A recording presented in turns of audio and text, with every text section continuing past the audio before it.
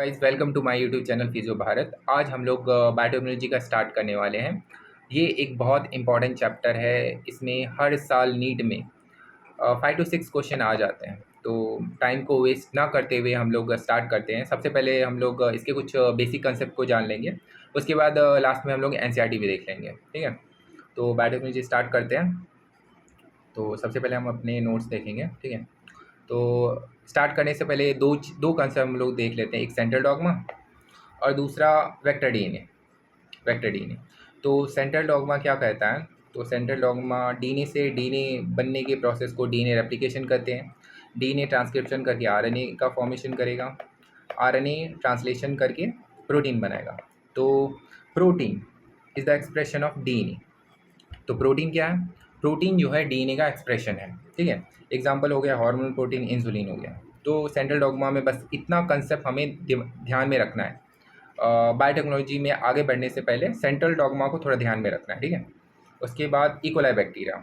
E coli bacteria कुछ इस तरह दिखता है। ठीक है, तो क्या क्या होता है इकोलाई बैक्टीरिया में? सेल वॉल, खुद का इकोलाई बैक्टीरिया का खुद का सेल वॉल होगा।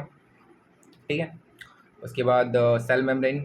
ठीक है, पीली ट्यूब हो गया, और फिम्ब्रे होता है, फ्लैजिला होगा, साइटोप्लाज्म होगा, मीजोजोम होगा। ठीक है, मेन जो इम्पॉर्टेंट है इकोलाई बैक्टीरिया के पास उसका डीएनए। तो उसके पास दो तरह के डीएनए होते हैं, एक क्रोमोसोमल डीएनए और एक वेक्टर डीएनए प्लाज्मिड। तो हमें जो है बायोटेक्नोलॉजी में सबसे इम्पॉर्टेंट जो है वेक्टर डीएनए को ध्यान में रख के चलना है। वेक्टर डीएनए प्लाज्मिड, इसका हम लोग बायोटेक्नोलॉजी में यूज़ करने वाले हैं। ठीक है, तो वेक्टर डीएनए क्या है?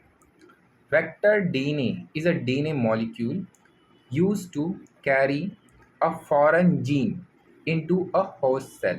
अब host cell क्या है? बैक्टीरिया। इकोलाई बैक्टीरिया हमारा होस्ट सेल है। ठीक है, तो वेक्टर डीएनए क्या करेगा? कैरी करेगा फॉरेन जीन को। फॉरेन जीन ह्यूमन इंसुलिन वाला जीन, उसको कैरी करेगा हमारे होस्ट सेल बैक्टीरिया में। ठीक है, तो वेक्टर डीएनए बहुत इंपॉर्टेंट है। It help to gene cloning. ये जीन क्लोनिंग में भी हेल्प करेगा, मतलब नंबर ऑफ कॉपीज बना के देगा हमारे इंसुलिन जीन का। ठीक है, it allow to production of protein such as insulin, growth hormone, vaccine. ठीक है, तो ये दो कॉन्सेप्ट हमें ध्यान में रख के चलना है। तो हमें सेंट्रल डॉग्मा और इकोलाई बैक्टीरिया का वेक्टर डीएनए प्लाज्मिड। अब आगे चलते हैं।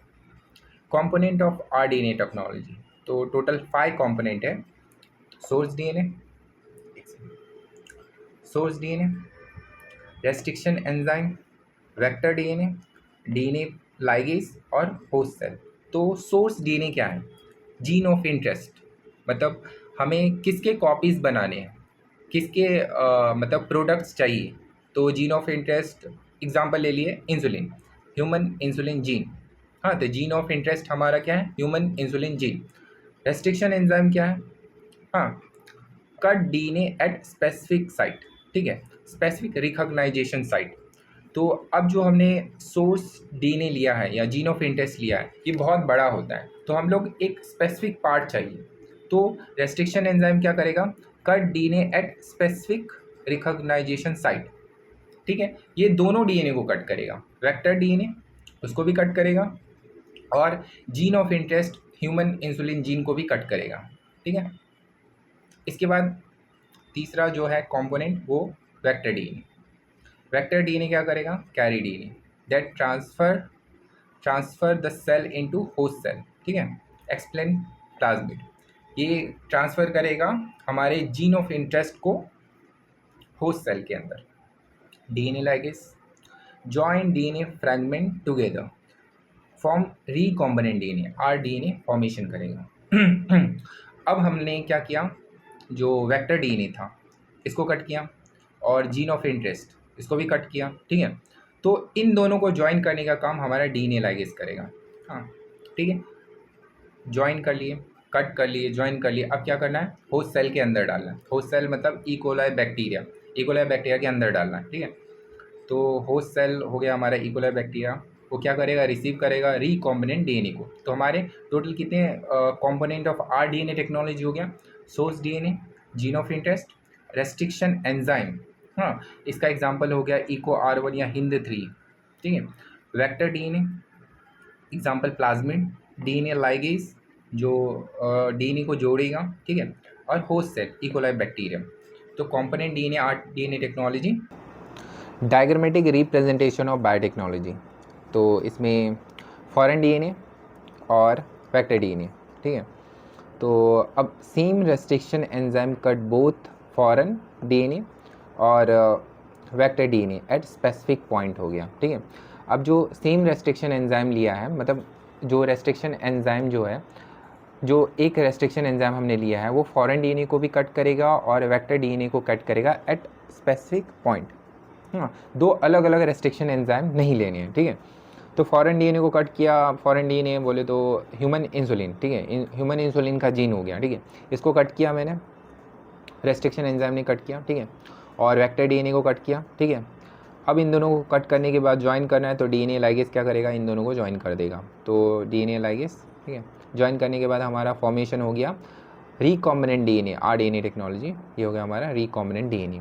और इस रिकॉम्बिनेंट डीएनए को हम लोग ट्रांसफ़र कर देंगे इकोलाई बैक्टीरिया होस्ट सेल के अंदर, इकोलाई बैक्टीरिया, ठीक है। और फिर इकोलाई बैक्टीरिया हमारा सेल डिवीजन करेगा और हमें न्यू कॉपीज़ बनेंगे, जितने भी जीन ऑफ इंटरेस्ट है उसके न्यू कॉपीज़ बनेंगे, ठीक है। तो ये हो गया हमारा diagrammatic representation of rDNA technology, तो इसे हमें ध्यान में रखना है, ठीक है। उसके बाद introduction biotechnology. Biotechnology mean using living organism their cell और enzyme to produce useful product and service, ठीक है। लिविंग ऑर्गेनिज्म हो गया, उसके सेल हो गया, एंजाइम हो गया, इसका हमें यूज़ करके प्रोड्यूस करना है क्या, यूज़फुल प्रोडक्ट एंड सर्विस। अब इसमें दो तरह के टेक्नोलॉजी होते हैं, एक ट्रेडिशनल बायोटेक्नोलॉजी और एक modern biotechnology.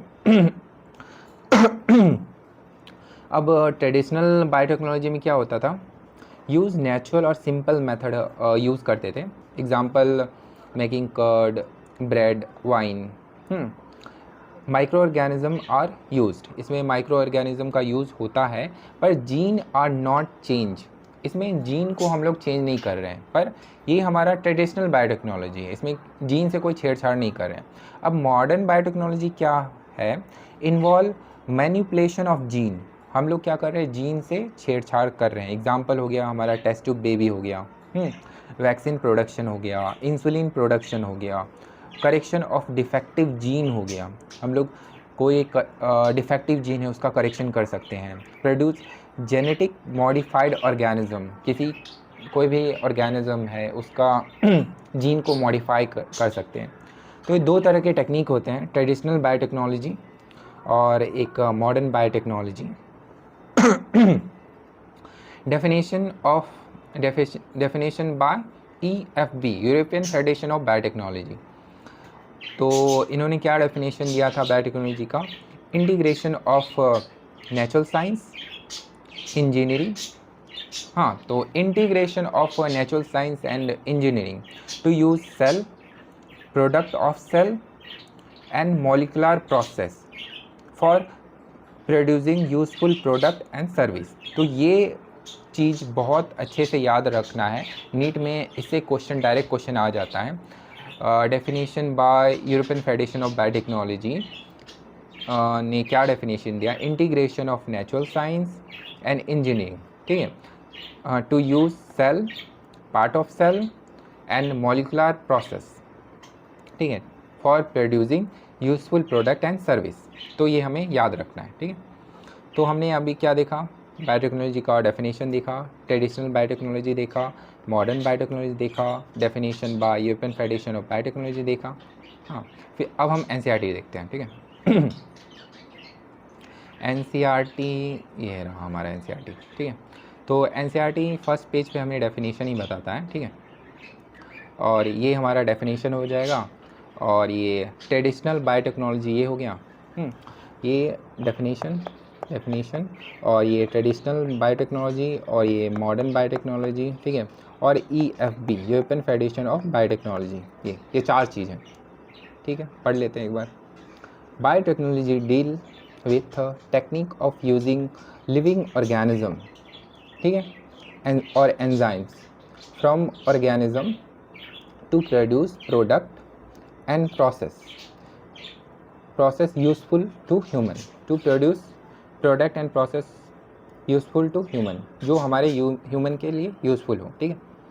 In the sense making curd, bread, wine, which are all micro mediated process, ठीक है, could also be thought as a form of biotechnology, ठीक है.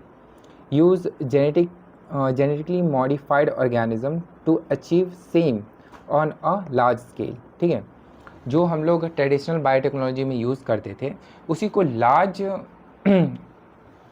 क्वांटिटी में, लार्ज स्केल पे प्रोडक्शन के लिए हम लोग जेनेटिकली मॉडिफाइड ऑर्गेनिज्म का यूज़ करेंगे, ठीक है. Further many other process and technique are also included under biotechnology. For example, in vitro fertilization leading to test tube baby, synthesizing a gene and using it, developing a DNA vaccine or correcting a defective gene, all are part of biotechnology, ठीक है.